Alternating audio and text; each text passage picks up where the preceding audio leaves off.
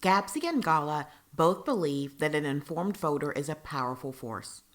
As organizations that serve the GISD community, we felt that it was of the utmost importance to allow our membership and all GISD stakeholders to meet the candidates running for the open Board of Trustees positions. We do not support a particular candidate and are participating to offer clear and concise information on the candidate seeking to represent our communities. Participation in this event does not constitute an endorsement. This is only an assembly to provide information to our community. Good evening. Greetings and thank you for joining us for a very important task tonight. Constituents from Garland, Rowlett, Sachse are tasked with choosing candidates that will further advance the mission of Garland ISD. Garland ISD is a very diverse community, and the Garland Area Alliance of Black School Educators' importance lies in its mission. Garland Independent School District exists as a diverse community with a shared vision that serves to provide an exceptional education to all its students. For 20 years, GAABSE has been positively influencing the lives of students and educators in our Tri-Cities. Today, we are collaborating with our sister organization, Garland Association of Latino Administrators, GALA, to advance the mission of improving educational opportunities for all students. Choosing the right candidate for Garland ISD Board of Trustees is paramount, as they will be a part of the governing body that makes decisions that affect our community. Again, thank you for joining us, and let your vote be your voice. Good evening and welcome to all of you. My name is Roberto Diaz. I am the proud assistant principal at Classica Central Ohio and the president of the Garland Association of Latino Administrators. Everyone has a story. Our Gala story began in the summer of 2019. The Garland Association of Latino Administrators was created as a nonprofit organization in response to the growing needs of our community. The Latino population is the fastest growing in our nation, and the Latino community in Garland ISD is not the exception to that trend. Over 50% of our students' population is of Latino or Hispanic heritage. By helping our Latino community, we are addressing the needs of all students. Our organization operates on the three fundamental principles: leadership, education, and advocacy. This year, our organization, in collaboration with GAABSE, launched the Community Champion Program, whose goal is to find leaders in our community who can serve as role models and a source of inspiration to our students. The second initiative that we started was the Student Mentorship Program, whose goal is to identify the most fragile students, then partner those students with a Garland ISD mentor who will provide guidance and leadership so that our students can be college and career ready. We also launched the Adult Mentorship Program, whose goal is to promote personal, professional, and career success. We know that the most successful people surround themselves with a powerful network of mentors, and GALA is here to provide that opportunity. If you believe in our cause and want to become part of this great movement, please join GALA and GAABSE as a member or as a volunteer. At this time, I would like to bring back GAABSE President Rhonda Williams. Thank you, Roberto. At this time, I will be introducing our moderators for this evening. Mr. Rodolfo Rodriguez, a proud member of GALA, is new to the GISD in the Special Education Department, where he currently serves as coordinator.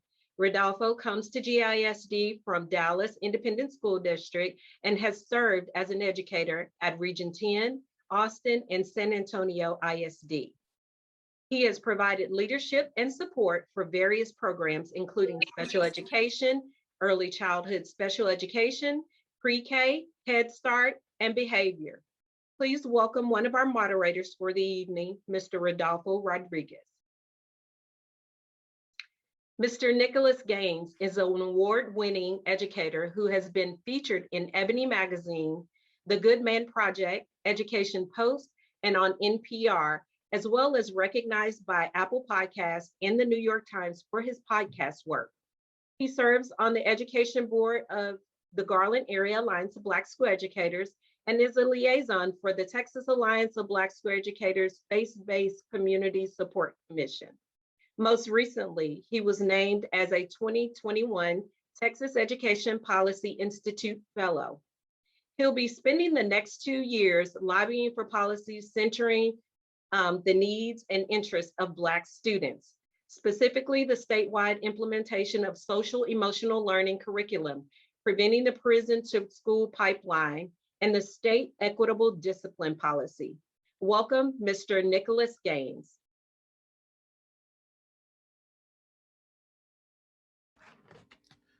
Thank you so much for that intro, Ms. Williams. Welcome everyone to our candidate forum tonight. So here's the agenda. We want to make sure that we're clear on what the agenda is so that everyone is on the same page. Number one, we're going to have a candidate introduction. So each candidate will have 2 minutes for an introduction. Following the introductions, we will have candidate questions. Each candidate will answer 3 questions chosen by the GAABSE and GALA membership. After all the candidates have answered questions, we will then have candidate closing. Each candidate will have 2 minutes for closing statements. We'd like to take this next opportunity to meet the candidates. So this is an opportunity for the candidates to give a 2-minute introduction of themselves.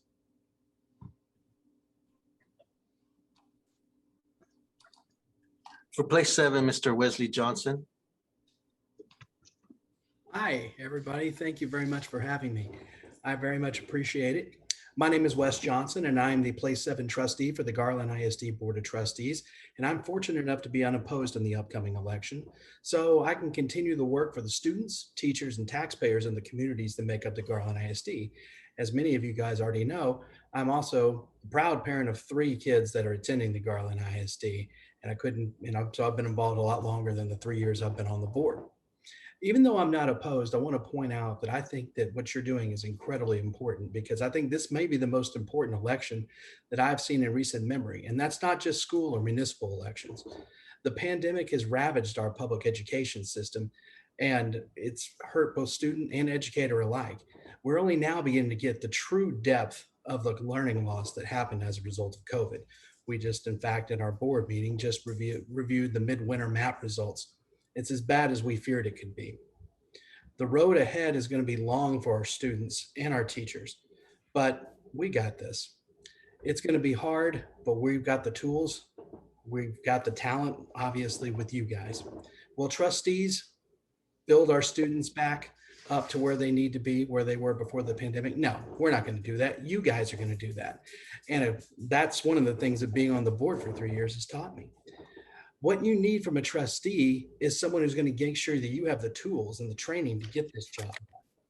What you need as a trustee is going to focus like a laser on student outcomes and not be distracted by other noise. And the other noise is out there. It's easy to get distracted. More than ever, we need trustees who are going to put learning and kids first, because you guys are counting on us and our kids are counting on you. That's why this election is so important. Quite literally the future of our community. And that is your time, sir. That is your time. Thank you so much. For place 4, Jed Reed.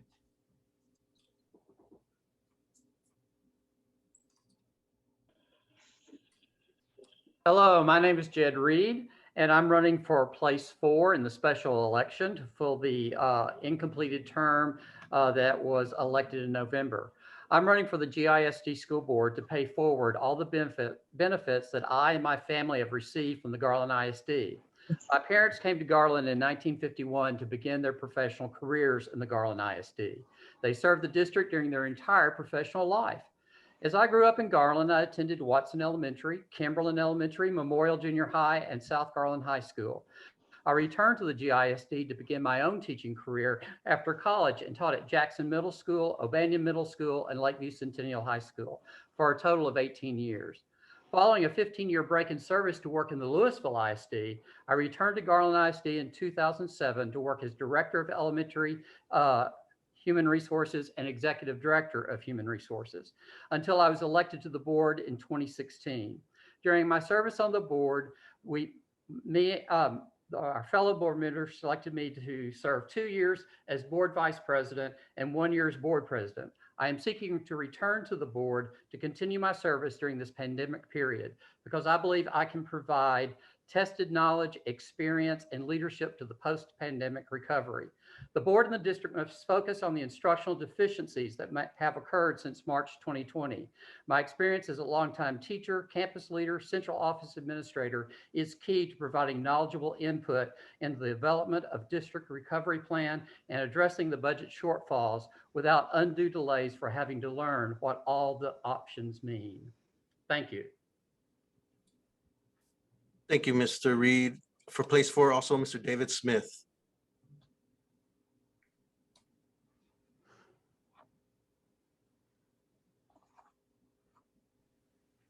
Can y'all hear me okay? Let's try it again. Yes, Yes, I we can hear you, sir. David. Awesome. All right. Well, thank you. Again, let me also say thank you to GAABSE and GALA for hosting this particular event. My name is David Large Smith, and I too am running for place 4 here in the GISD School Board of Trustees. And again, I'm also a proud graduate of South Garland High School and a product of the Garland community. And it is my sense of responsibility that I am running. I am the man I am today because of the community and the village that helped to raise me when I was here. And I want to pay that back. I want to pay that forward. I was able to go to New York City and attain a scholarship and met my wonderful wife, Michelle, who I've been married to for the last 22 years this next week, actually. And so I want to be a part of the solutions. I want to share my knowledge and experience as a leader in my community. I also serve on the Rowlett Citizens Advisory, the Rowlett Community Investment Advisory Board. And I'm a graduate of the Rowlett Citizens Police Academy. And I'm very active here in my homeowners association out here in Rowlett.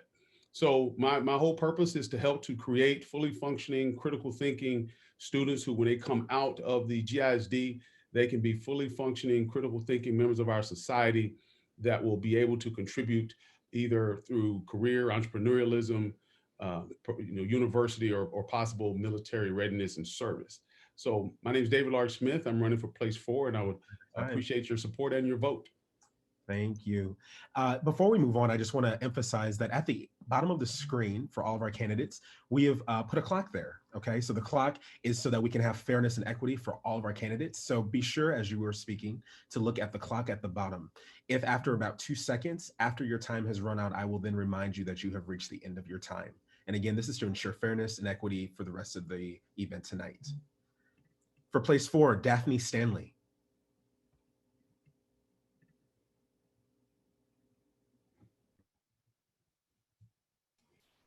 Okay, sorry about that. I am Daphne Stanley, and I am running for place 4.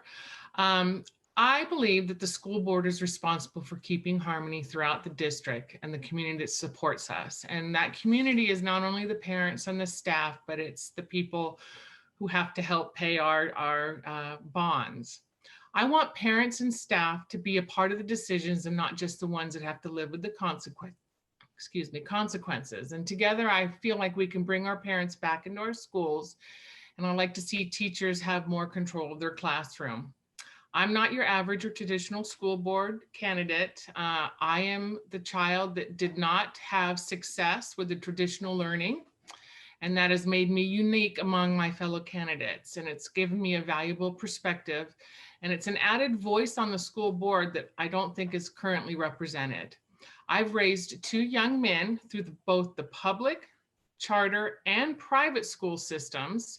Mostly recently, I am blessed to be helping raise my granddaughter, who is currently in the GISD program.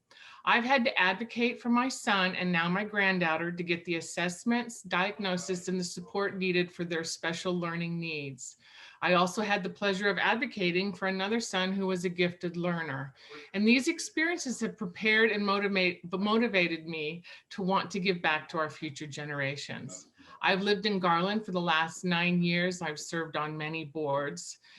And people ask why me, and I say it's because I'm currently living the educational process within GISD, and I don't believe that that voice is a strong enough voice currently on the board. I want to see a lot of things happen, and I'm prepared to serve. Thank you. Thank you, Ms. Stanley. And for place 6, we have Mr. Bob Duckworth. Good evening. My name is Bob Duckworth, and I thank GAABSE and GALA for inviting me tonight. I'm your candidate for place 6. I've been engaged with this as a citizen for many years with the district. I'm a lifetime resident of Garland and have extensive background in financial matters from my 47 years of banking experience. I've had experience in operations, management, lending, documentation, laws and regulation, policies and procedures, and most of all, I understand what good customer service is.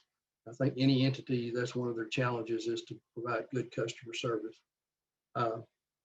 I believe that qualifies me as being a part of a good board group. I want to publicly thank Anna Maria Aguilar de Young for her endorsement. I have a lifetime of community service during my working career, and my community work service continues today. I had 3 children and 4 grandchildren who went through the Garland Independent School District. All good educations, are doing well. I've been married to my lovely wife, Cherry, for 58 years. I grew up on the farm, and I cherish the experiences that I learned growing up in that environment, how God blesses us through what he provides from our earth.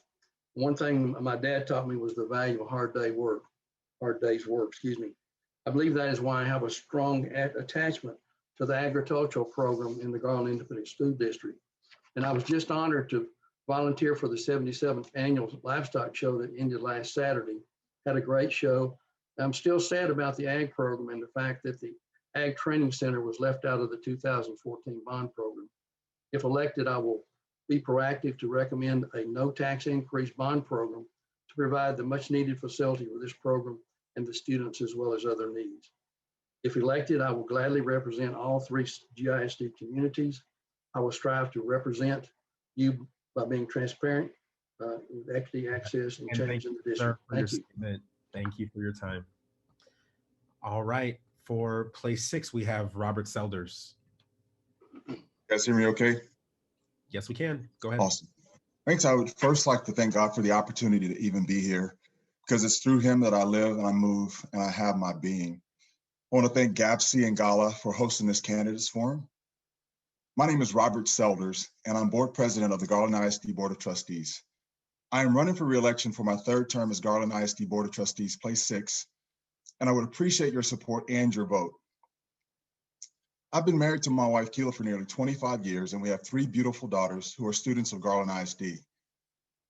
I've been a resident and taxpayer within the Garland ISD, living in Rowlett for 22 years, and I'm a small business owner. I've owned 3Q Fitness, CrossFit Garland, located in the downtown Garland area, for 13 years. Prior to board service, I was a parent co-chair of the Garland ISD Student Health Advisory Council and a member of Leadership Garland Class 31, the best class for real. Since being elected in 2015, I've been deeply involved in school board associations to continue my education as a trustee and serving in leadership roles at the local, state, and national level. We live in challenging times, and there are more challenges ahead. I firmly believe that we must work to continue moving the district forward by focusing on healthy children who have a safe and healthy learning environment that will allow them to grow and develop healthy minds with the tools and the skills needed to be prepared for college, career, military, or life so that they can become contributors to a healthy community. Education is a critical gateway to improve personal quality of life, community enrichment, and economic vitality. And so I believe that every Garland ISD student deserves an exceptional education. Once again, I'm Robert Selders, and I would appreciate your support and your vote for me as Garland ISD trustee, place 6. Thank you. Thank you, Mr. Selders. And now we'll be going into the question portion of our event.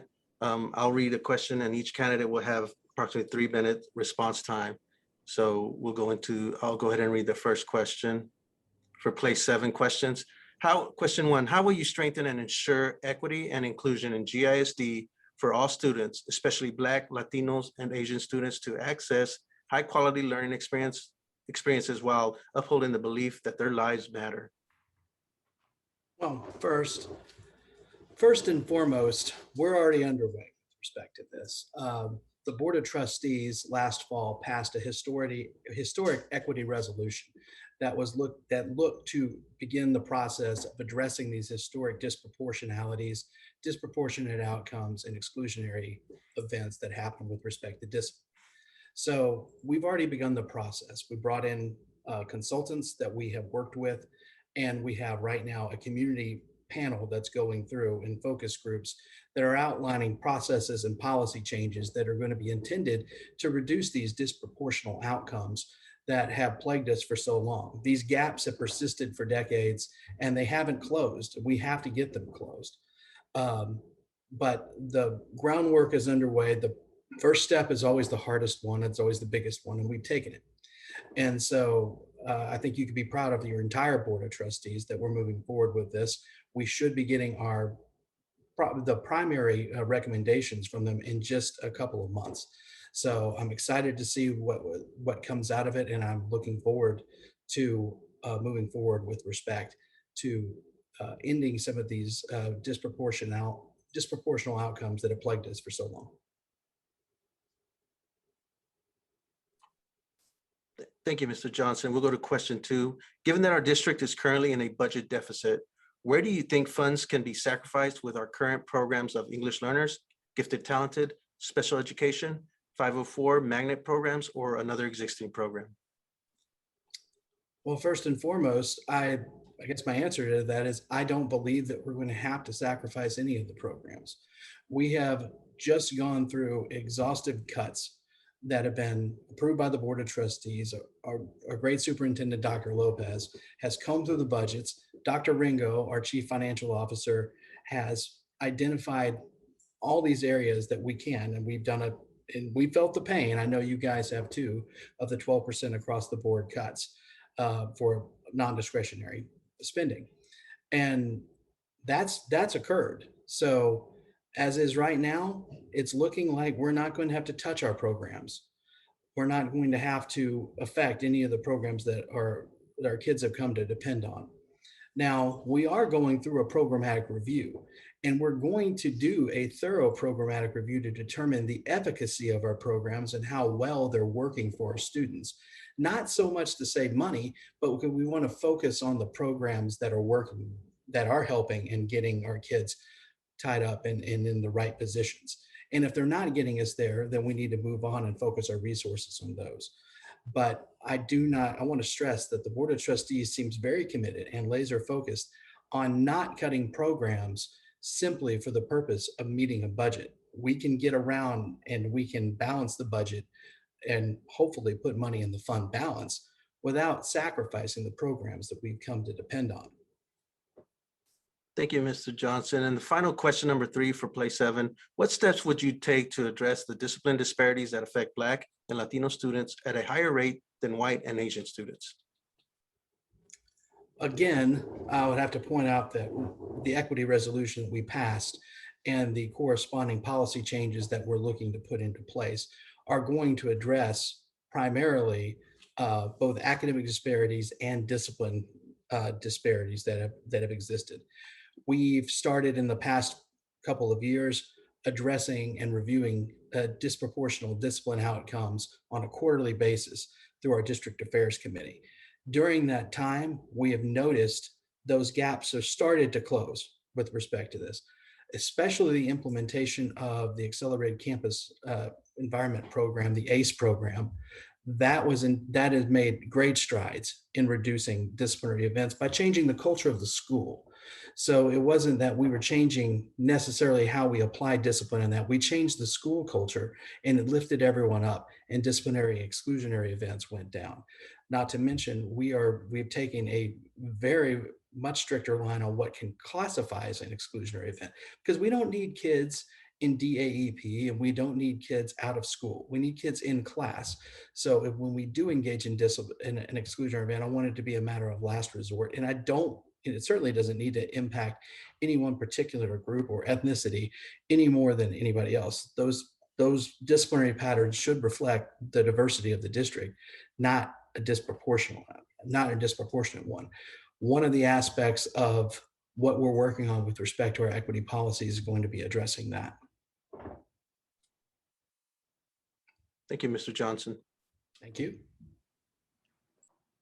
All right, we're moving on to place 4. Question 1 for place 4 is, and this question is going to be from Mr. Reed. How will you strengthen and ensure equity and inclusion in GISD for all students, especially Black, Latino, and Asian students, to access high-quality learning experiences while upholding the belief that their lives matter? First of all, we need to understand and appreciate, and I think that all of the members of the 2 organizations do, is that Garland is a minority majority school district. We're over 54% Hispanic, approximately 18% African American, approaching 15% Anglo, and almost 10% Asian. Understanding the makeup of our school district and understanding who our students are is key and important, not only for the board, but for the community and for the employees, and especially the teachers. In establishing equity or access to high quality learning, that is involved with selecting outstanding teachers, outstanding administrators, and all the support programs necessary to provide that learning experience to the vast majority of our students. It has to do with representation so our students can see people like themselves in the classroom. One interesting fact is that Garland is still under a desegregation order. And there are some who think that we should seek unitary status. But many people do not understand the advantages of that desegregation order. And one of those has to do with personnel hiring. Garland ISD, unlike other school districts and businesses, can ask that all-important question of ethnicity so that we can seek out ethnically diverse candidates for our positions and our jobs, thus reflecting for the students individuals that look like them and that can guide them in their behaviors and accomplishments and seeking learning to expand their lives and their future efforts. Now, access to programs is key. Access to support is key. Closing the instructional gaps is extremely important. And that has to do with providing not only accelerated learning that will move towards college, career, or military readiness, but also provide the intervention necessary for those students who are lacking in their instructional prowess. All of those factors are key, not only for our minority population students, but for all students within the district. So it is a multifaceted issue. It is something that I have worked on and worked with other board members in my previous tenure on the board. And I believe it's going to be even more important as we move forward, because education is a right of all students.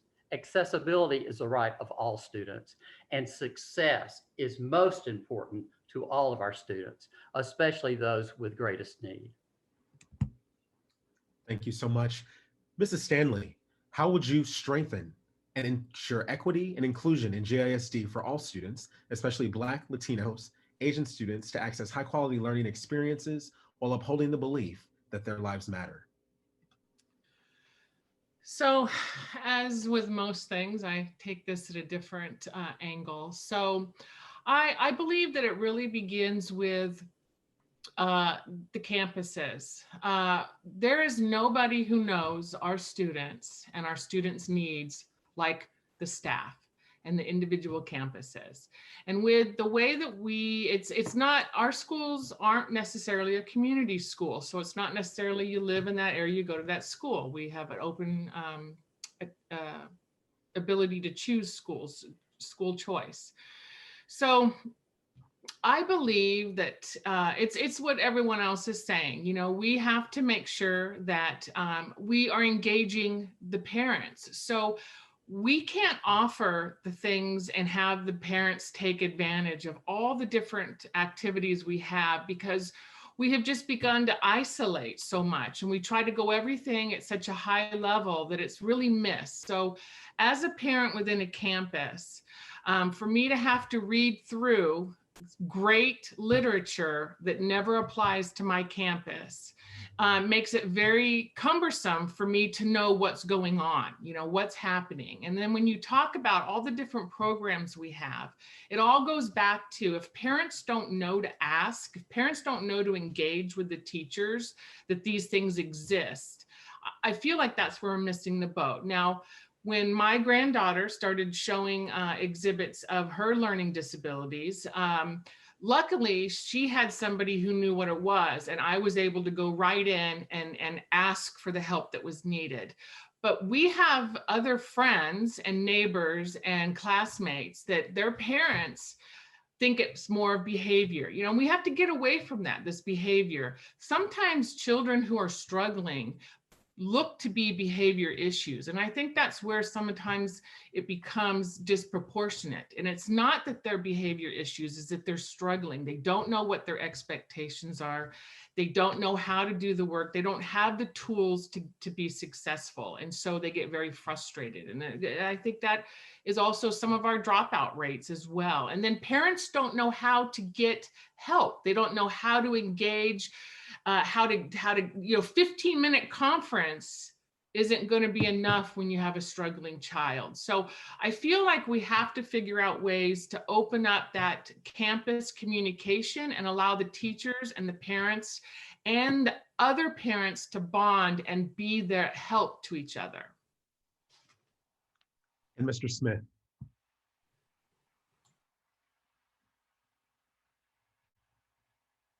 Mr. Smith. I'm working from where's the mute button?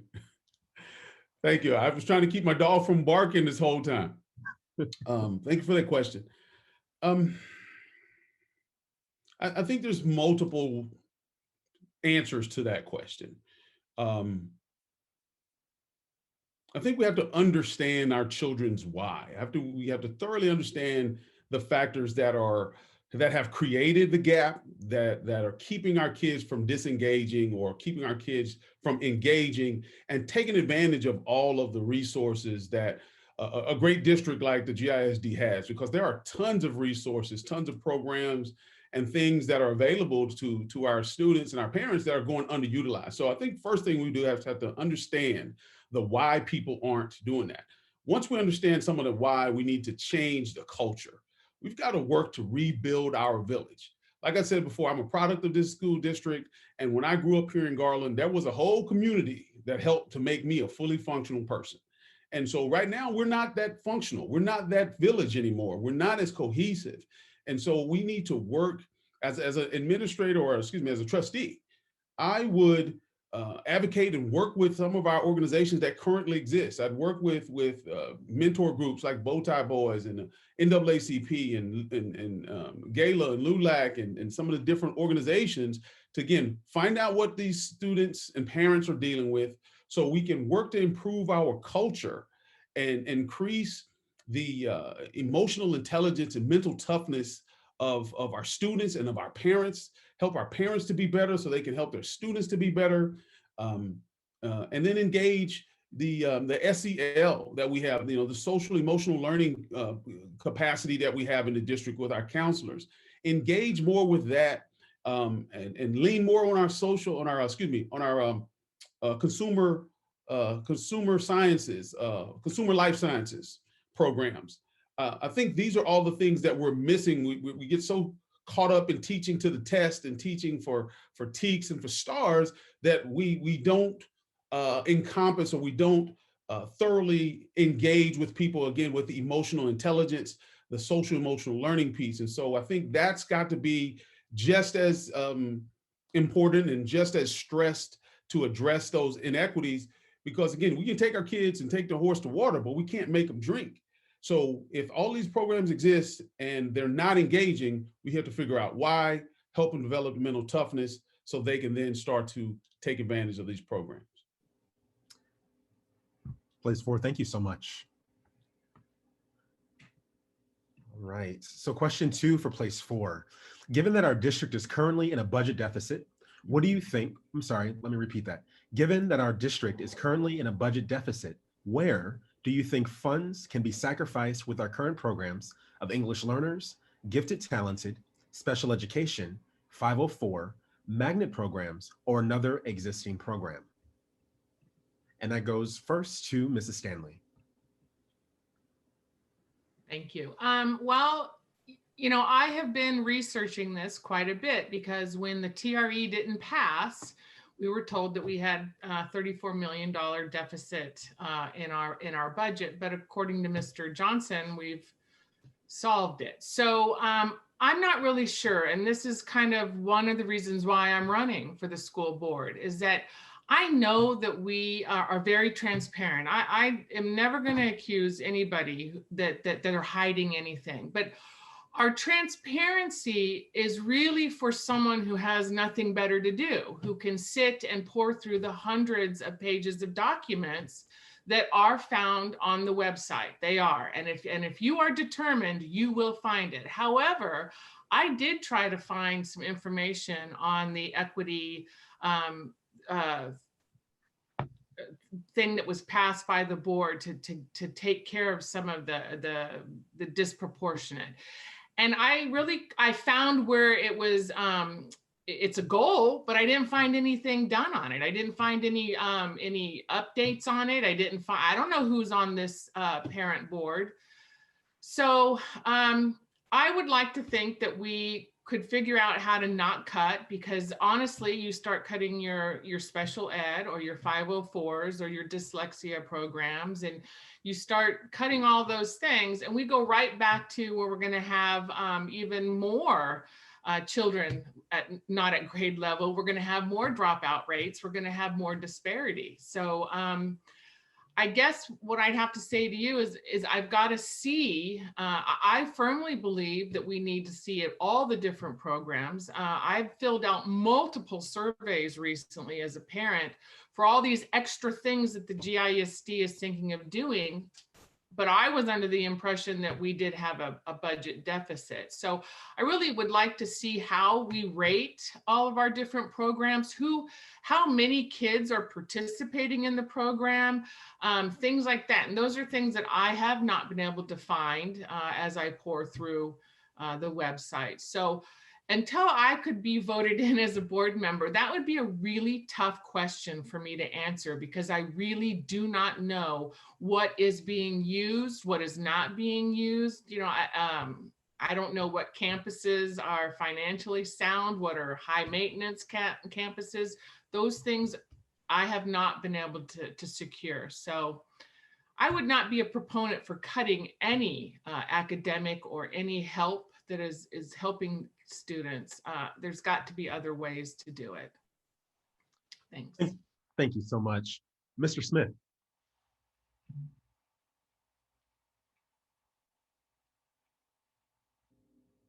Mr. Smith.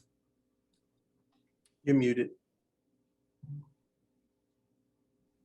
Did I mute myself or did y'all mute me? Let me see. All right.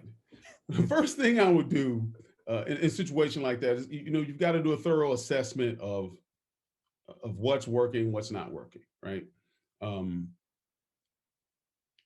Trying to understand exactly what the best use of the funds are going to be. We have to be realistic that, cuts might, be part of that answer. I know that is here in my house. Obviously we went through COVID and there were issues. And so we had to trim some fat. And so that's going to have to happen in city government with GISD. If we don't have the funds to produce programs, then we're going to have to assess which of those programs may need to be pushed back or possibly suspended until we can address the funding issue. So to answer the question, what I would do is, again, thoroughly assess what's working, what's being utilized, because we may find out that there are programs that are being underutilized that we can scale down that would not affect service to other children. And then also there's also the issue of attrition, that there's natural attrition that happens within the district where people leave, programs get suspended. And so the attrition issue may also affect the ability to find and move resources around so that cuts and service interruptions or program interruptions aren't necessary. But that's what I would do, is do the fully assessment to determine what's working. And if cuts are necessary, we might have to make those tough decisions. Thank you, Mr. Smith. Mr. Reed.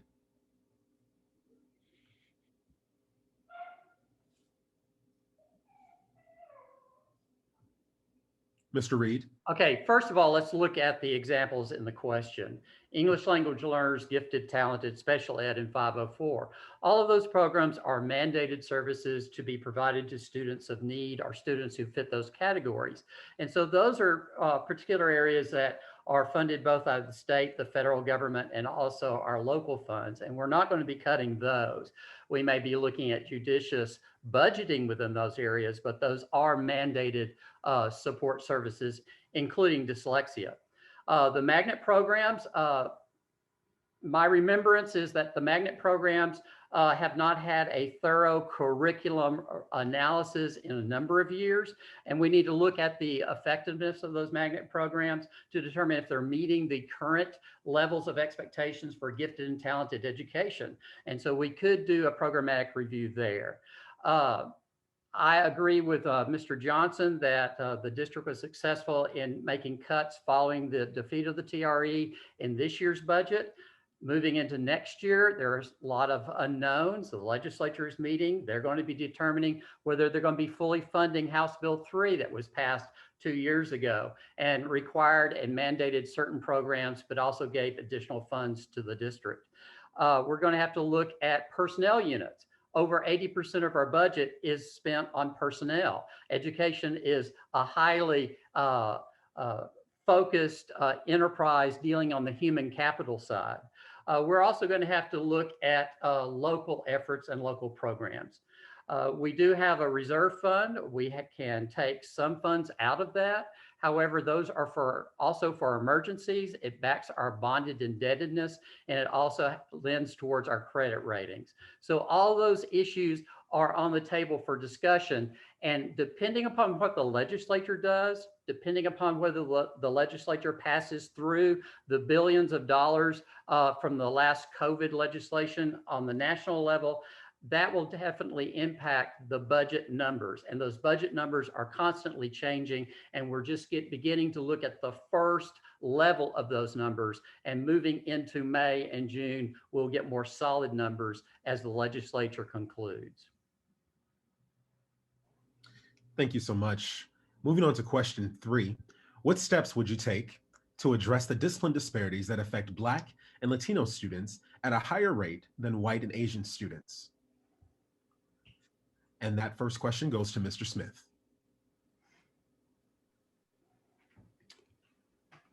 Well, I think I would stress the importance of understanding why we're having those issues. I think that children act out and disciplinary issues happen, because kids are trying to get attention.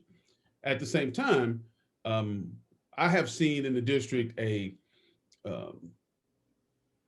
escalation of police activity where things that would have gotten me a detention when I was at South Garland are now sending kids to court. So we've really got to look at, again, the emotional intelligence of and the causes behind why we feel the need to bring policing and the court into our school systems where these things used to be administrative. So I would work with the entities in the district right now to get a full understanding of why, and then come up with some solutions that we can execute at the on the ground with parents, with students, with administrators, with the SROs, so that we can build some understanding, empathy around this issue that's creating the disparity, because there's a big difference between discipline and punishment. And so I'm a proponent of discipline, because if you're disciplined, then you can create achievement and you can create a high performance when you're disciplined. Punishment is the result of breaking rules and being in violation of statutes and laws and norms. So I'm all for discipline. I want us to be clear on the difference between those, so we can, again, help our children and our parents to work with administration and work with the district, so we can identify these reasons and help to create some solutions for it. Thank you so much. Mr. Reed.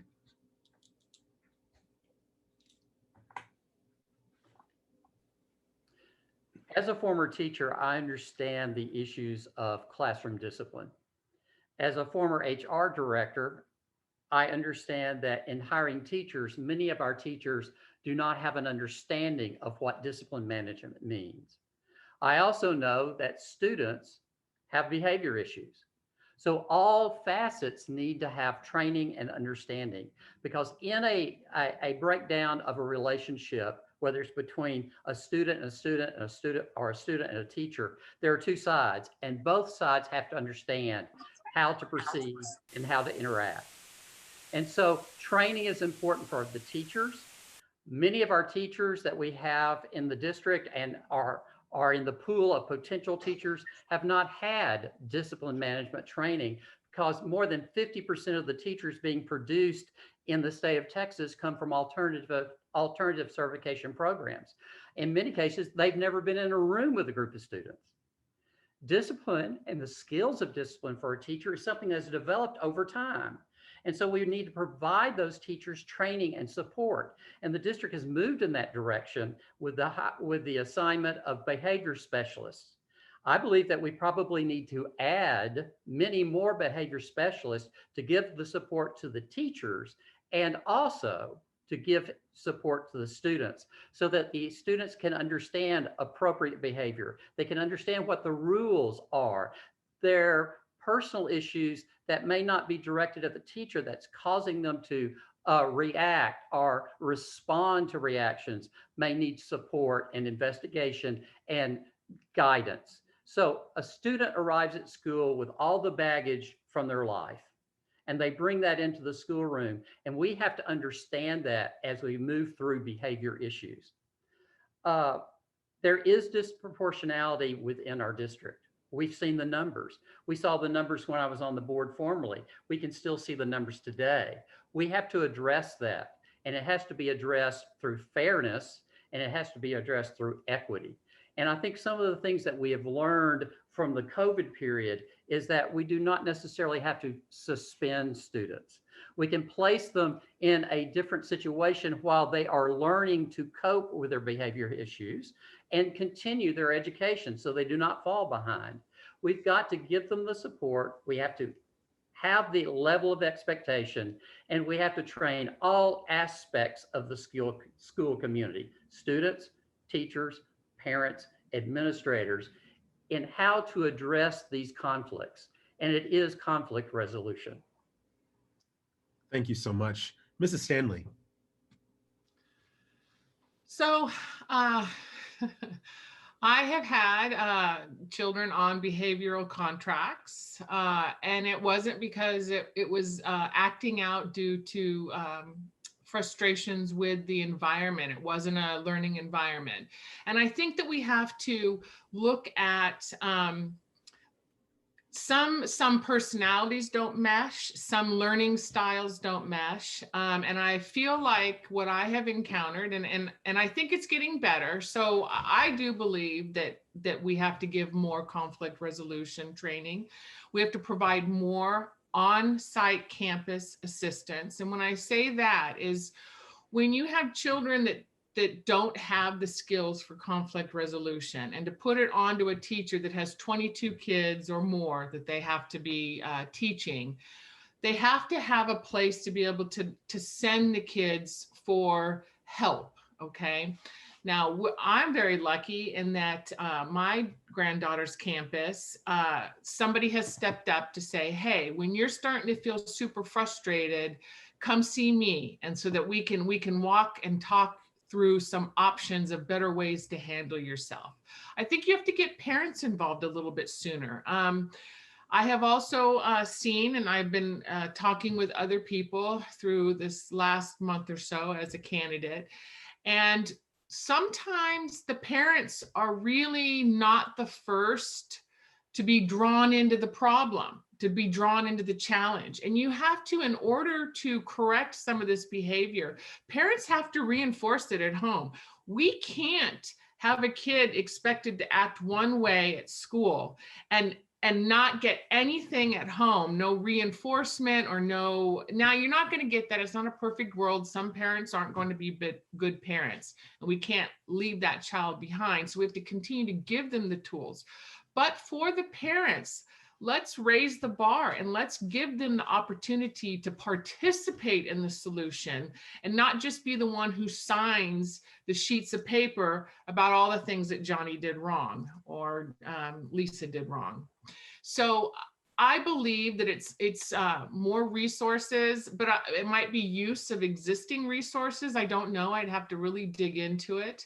But I do believe that we have to bring back multiple people. There is not a solution. We have to identify what the problems, and I really believe we do that.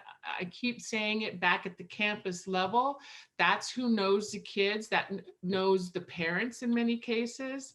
And we have to start working together as groups and not expecting someone else to solve our problems. Thanks, Mrs. Stanley. Thank you. Now we'll be presenting questions to place 6 candidates.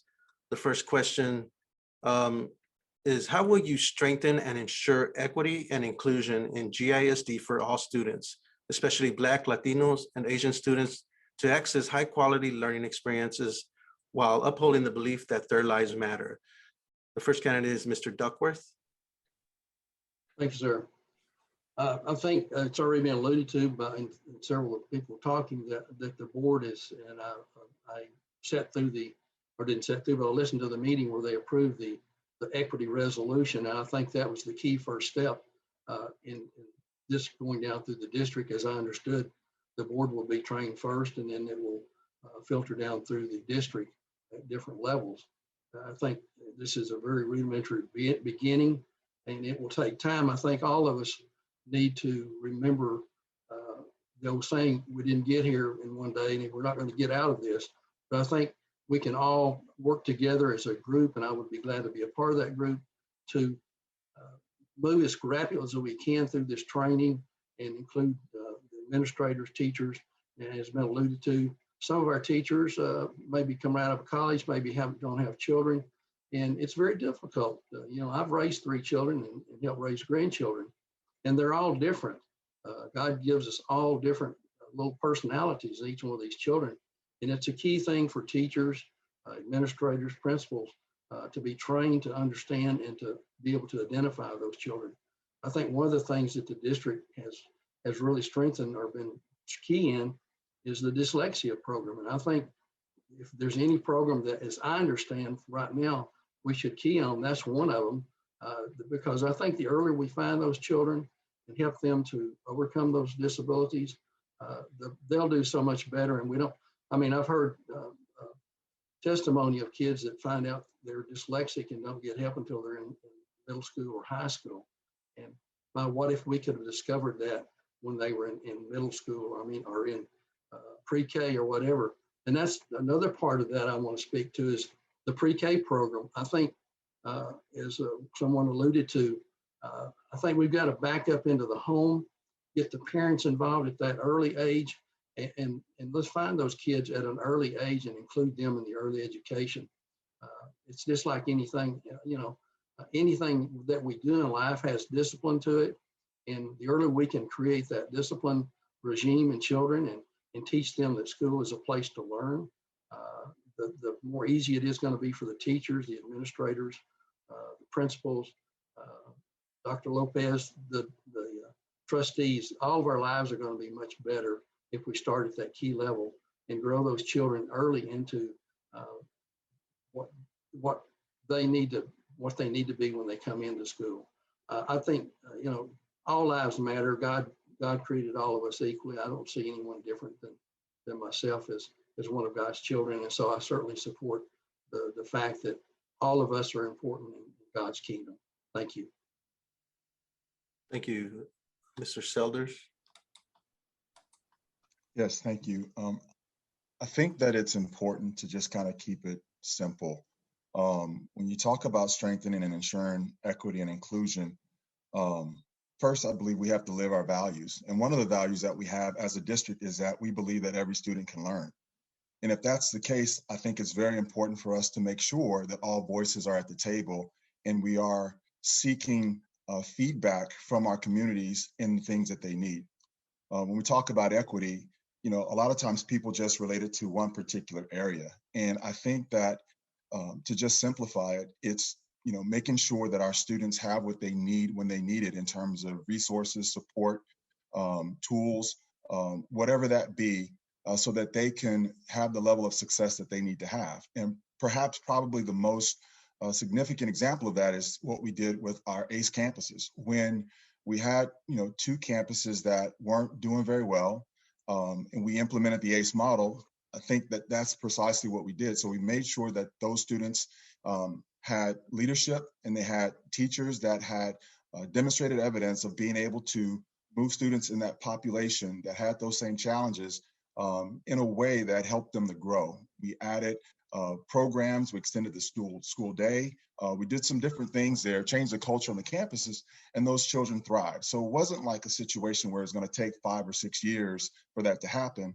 We've seen data over the last 20 or 30 years in the state in terms of how we have these achievement gaps.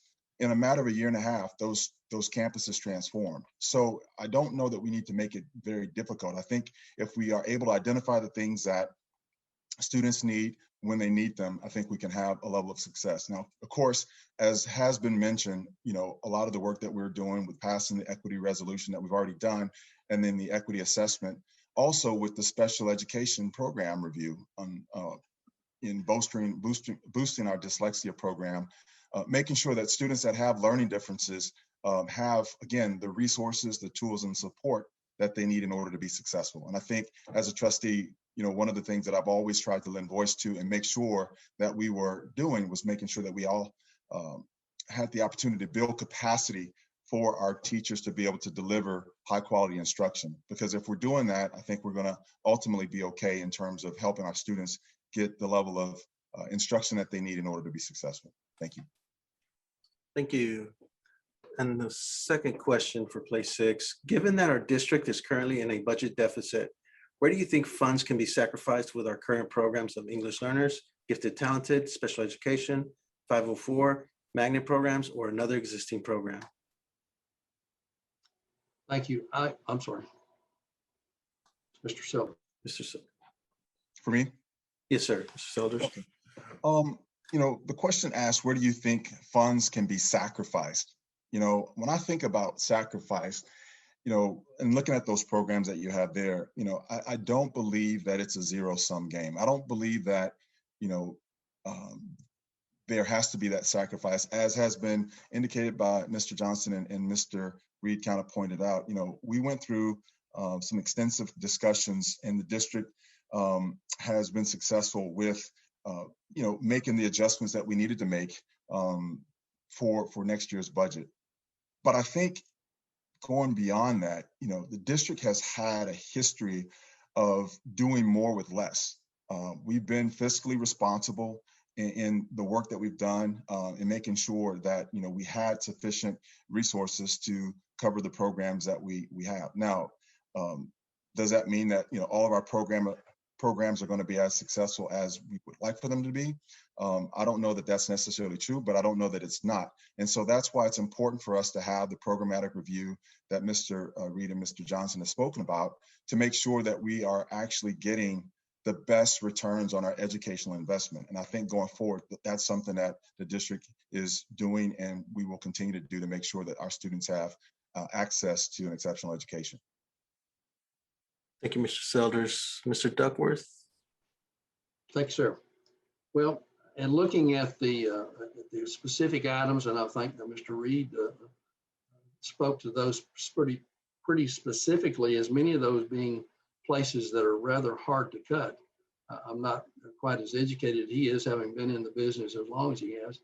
But personally, I wouldn't look at cutting any of our learning programs without we first did a really, really hard scrub of our salary scale from the very top level down. I've been in some very tough situations as a banker over my 40-something years. In fact, a couple of times I can remember taking a salary cut so that we didn't have to cut the salaries of our tellers and other people. So I think as a trustee, I would say let's look at the entire budget from the top down. I think there's one I think I call the first report that shows the level of administrative to the budget. I'm not advocating we cut anybody's salary. I think based on what I understand, we have a very strong fund balance, and there's even some legislative talk to forcing districts to reduce that to like 90 days or perhaps 120 days. And I believe we're way over that. So I think as has been alluded to, the district has already made some cuts, reductions. I think it was like a 12% reduction. I don't know if that was across the board or what expenses it was, because I don't have access to that information. However, I would not be a proponent to reduce any of the learning and teaching programs unless that would be the last resort for me. Teachers, students are where we need to dedicate our funds, because that's where the rubber meets the road, so to speak. I think Dr. Lopez and I was kind of amused the other night. They were talking about budgetary things. And he said, we've been living in the lap of luxury. And it is a tough time. COVID has created some things. I'm praying that there's going to be some money come out of this legislative sessions that have been bound up, and will free some of the funds that we need to not be in such a critical financial position. Again, I wouldn't vote today, knowing what little I know about these programs, without we went through the entire budget and did a real scrub on that. I think our district is in strong shape. I appreciate our trustees, sitting trustees, for keeping us in that shape. And I think we're a healthy district. We'll be okay. And with the cuts that have already been made, we're already on the road to perhaps not needing to do any other deep cuts. Thank you. Thank you, Mr. Duckworth. The third and final question for place 6 candidates: what steps would you take to address the discipline disparities that affect Black and Latino students at a higher rate than white and Asian students? First respondent, Mr. Duckworth. Thank you. Something I've been keeping up with the district for many years, and one of the things I've studied is that was alluded to before was the Kincaid report, which relates to the 1970 desegregation order. We've had a dramatic change in our district over the last many years. And I'm not sure as a district we have embraced that in what we're talking about now, in the equity and discipline and those things, that we've kept those numbers in mind as fast as the numbers have changed. I think, again, going back to the equity resolution that was passed, I think that's going to be a key point in driving changing these disparities. I think one thing I heard said is, I hadn't thought of this before, but our young teachers, before we put them in a classroom, we need to teach them how to deal with children. If they've only sat with another trained teacher in a teaching class, so to speak, they haven't been put into the classroom with someone to aid them. And I think that would be a key thing in the early educational days of both for our children and for the teachers, to give them that hands-on experience with the real guidance.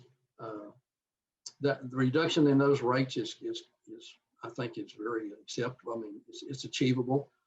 We all just have to put our heads together, figure out what we need to do, and again, alluding to some other things, the things that children bring from home to school. Schools educate children. We don't raise children. Children are raised at home. And some of the things they bring to school, we have to check. We are challenged with, or teachers are challenged with, administrators are challenged with. And if we go back again, as I stated a while ago, if we go back into the home and get parents involved at that early age, and we get these children started off on the right path at an early age, with everything, as I mentioned a while ago, almost everything starts at that early age. And if we can get children started out in the right direction, they will do well. Thank you. Thank you, Mr. Selders. Yes, I think that it goes back to being able to address certain beliefs. There are some people that believe that children are bad, right? Children that have discipline issues are bad, or children that have been identified and have been given, discretionary or some sort of discipline, that they're bad. And I don't think that children are inherently bad. Now, children may do bad things, but I don't think that they're inherently bad. And so discipline is really a symptom of a much larger issue. And I think until we're ready to really start having discussions about finding the root cause of those issues and building the relationships with the children, with our students, to be able to allow them to open up to us so that we can actually help them, I think that our practices are going to be, kind of falling short. So one of the things that I know that we've done as a district is we've done some work with Safe and Civil Schools in trying to create more evidence-based practices that are more restorative in nature, repairing the relationship. I think when something happens, if our students understood the magnitude or the gravity of their actions, instead of just being punished, I think that they will actually get to the point where they're learning what the right behaviors should be. And so I think as important as it is for us to teach and educate our students in those areas, it's also important for us to teach and educate our teachers to make sure that those practices that we're implementing are clear, and that we're consistent with the consequences, and that it's across the board. And so we don't have this situation where we have certain student groups that are being disciplined at a higher rate than others.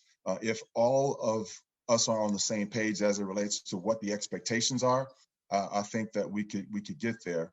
What ultimately happens sometimes is, I think students can tend to rise or fall to the level of your expectations. So if you set low expectations in terms of discipline, and you act accordingly, then you might get a different result. But if you set that expectation high and you carry yourself in a certain way and you demand excellence in your classroom, I think that might be a way to help with that. But I think it goes back to making sure that we have clear and consistent practices, and that everybody's on the same page as it relates to what those expectations are. Thank you, Mr. Selders. That's our time now for questions. I'm going to hand it over to Mr. Gaines to go into our closing remarks. Each candidate, sorry, go ahead, Mr. Gaines. Thank you so much. All right, so it's now time for the closing remarks, and we're going to allow time for each candidate to have 2 minutes to say whatever they'd like to say in their closing remarks. Again, we want you to take a look at the time at the bottom so that we can be respectful and equitable to everyone's time. We'll start with the first candidate, Mr. Selders.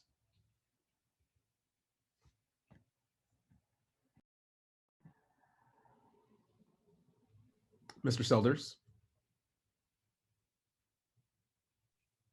Can you hear me now?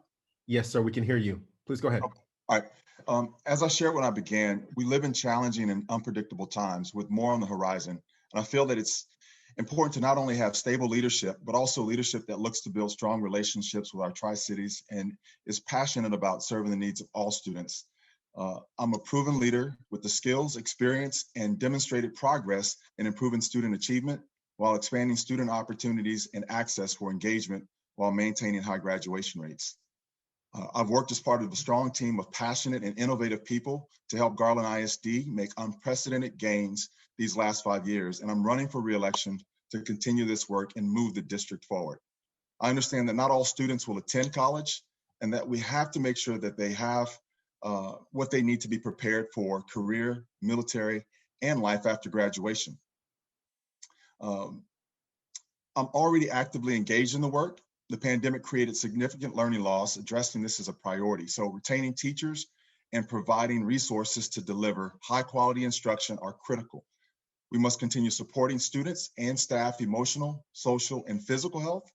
And we must increase our universal pre-K enrollment to support our youngest children, as well as working to expand vocational, career, and technical programs and courses so that all students graduate prepared for college, career, military, or life.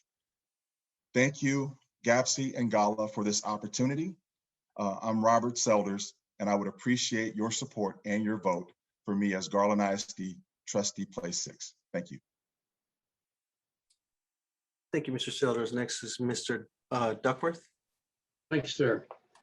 In closing, a comment I want to make to the group here is a group that I've been following, and it was alluded to a while ago, is the Multi-Ethnic Committee, and the Kincaid report was created under the 1970 desegregation order. And that group works with the court and the school district.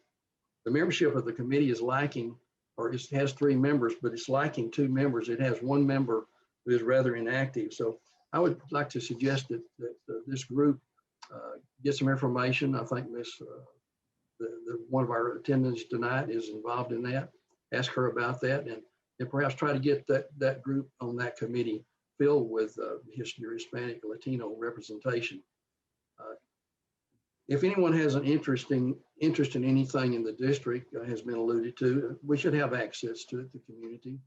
I'm speaking from an older group of patrons in the district, and because I don't have children in school, I don't get the emails and the messages, and what I get, I have to kind of go find and look. I'd like to see the district become more open to the senior members of our community, or a large group base of our taxpayers, and let them have access to a lot of more information perhaps than is available. I know it's been alluded to, we are living in challenging times as a district. I'm not sure anyone could tell me right now where every student is in their educational process. I don't think perhaps even our children know. Even a test might not fully reveal that. Recent article in the news stated that only 44% of the Dallas seniors are going to return to in school.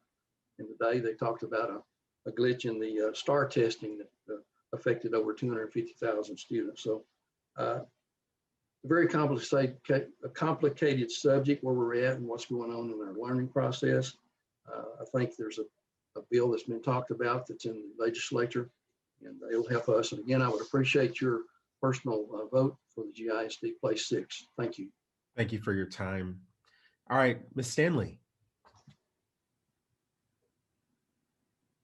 So thank you for this evening. I've enjoyed it.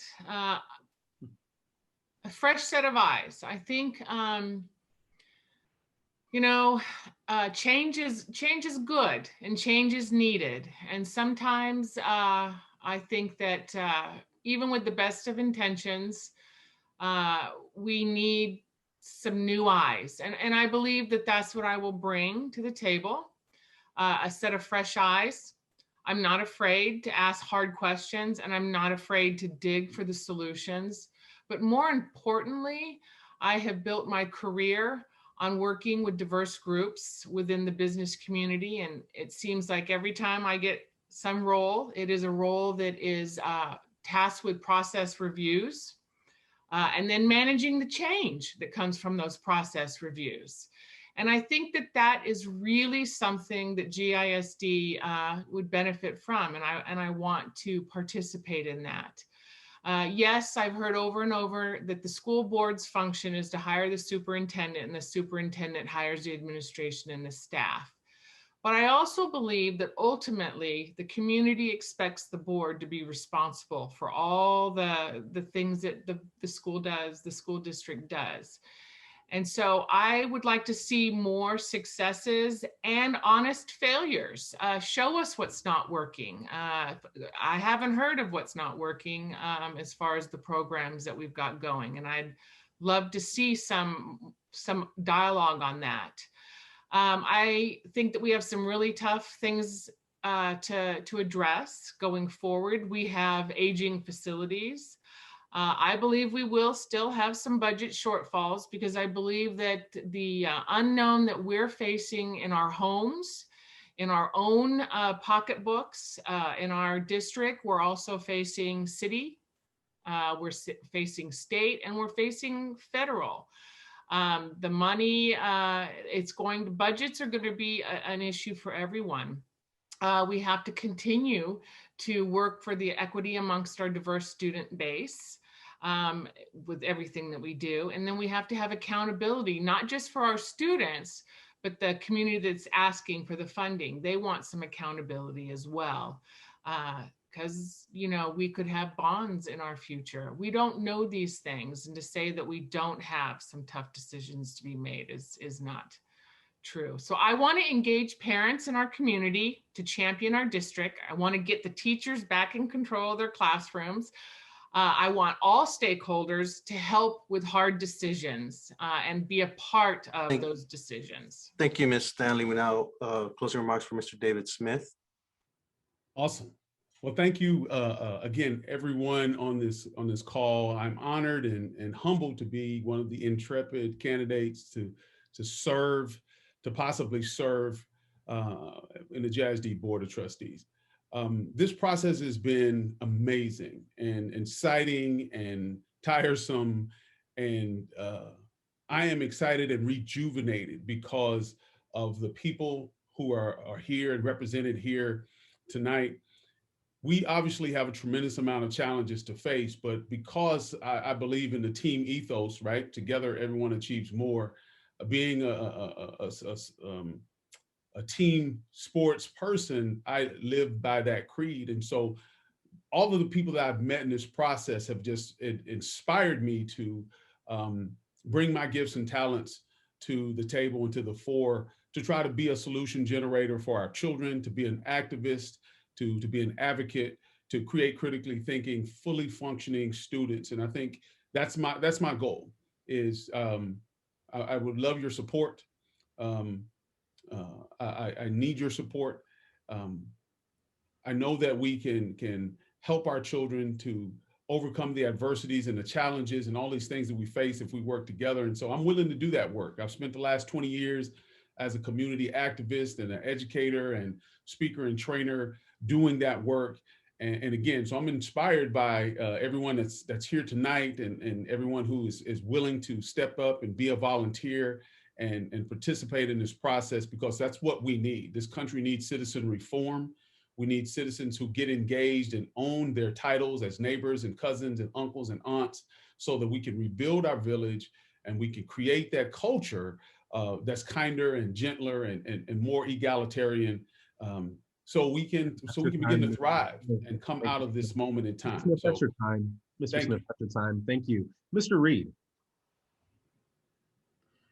I want to thank the organizations for providing us the opportunity. I want to thank the other two individuals running in place 4. It's been an engaging period of time. We've had the opportunity to dialogue with each other, and I think that we found each other very fascinating and very well-meaning. Saying that, I have to step forward as a candidate to say why I believe I need to be reelected to the board or elected to return to the board. And that is to continue the progress of the past and address the challenges of the future. We have a need for experience, proven knowledge, and leadership skills. As a former educator, former board member, and a demonstrated leader on the board and in the Tri-Cities, and in my professional career, the parents, students, teachers, and staff members of the GISD can rely on my commitment to the needs of the district. I pledge to be an active member of the board, listen to your concerns, engage you in the discussion, ask the serious questions, and be financially responsible with your tax dollars. All of these are important, but the most important thing are our students. Every need, every purpose, every action, every statement must always have in our sight what is best for our students, all of our students. However they come to us, we must prepare them, we must guide them, and we must support them to their own success. For without them, the future of our state, our city, and our nation will be in peril. I ask for your support. I ask for your vote. On May 1st, Jed Reed, Place 4, Garland ISD Board of Trustees. Thank you, Mr. Reed. And next is Mr. Johnson for final closing remarks. Thank you very much. Just to clear something up from something that came up earlier, one of the candidates indicated that I said that the budget is solved. The budget is most certainly not solved. What I've indicated is that because of the cuts and the programmatic, because of the cuts we made, we are not going to have any programmatic cuts moving forward for this year in the short term. The vagaries of the Texas legislature could leave that open to any type of interpretation, depending on what comes out of Austin, as all of you guys know. I led off tonight talking about the COVID cliff, something I've talked about a lot over the last few months. And people talk about how COVID is a public education crisis. However, I look back at this and I think about the great intersessional calendar that we approved that's giving our educators the tools to remediate the learning loss over the series of 3 different intersessional periods. Beginning next year, we're going to have even more. And this is the flexibility. This is the type of transitional thinking that we're displaying in the Garland ISD that no other district around DFW and very few in the state have shown. I know that we have the best team. We have the best educators. We have the best administrators. I know that we're already looking into forming an independent standalone virtual school so the kids who have identified as thriving in this type of a virtual environment can continue to do so. So this is not a crisis, because a crisis is a situation where we don't know what to do. We know exactly what to do. We know exactly the tools we have to do it. So this is a challenge. And it's one we're already starting to overcome.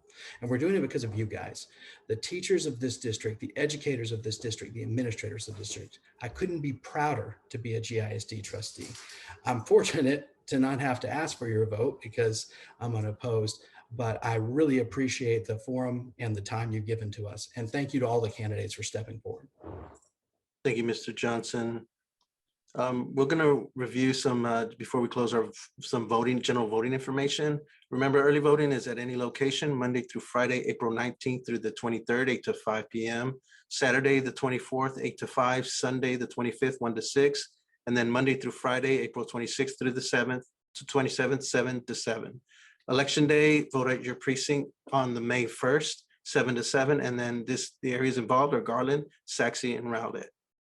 It has been an incredible night to hear and talk to our candidates and talk about the issues that impact the students that we serve, specifically around equity, diversity, and our programs. We want to thank you all for attending. Thank you to our candidates for coming.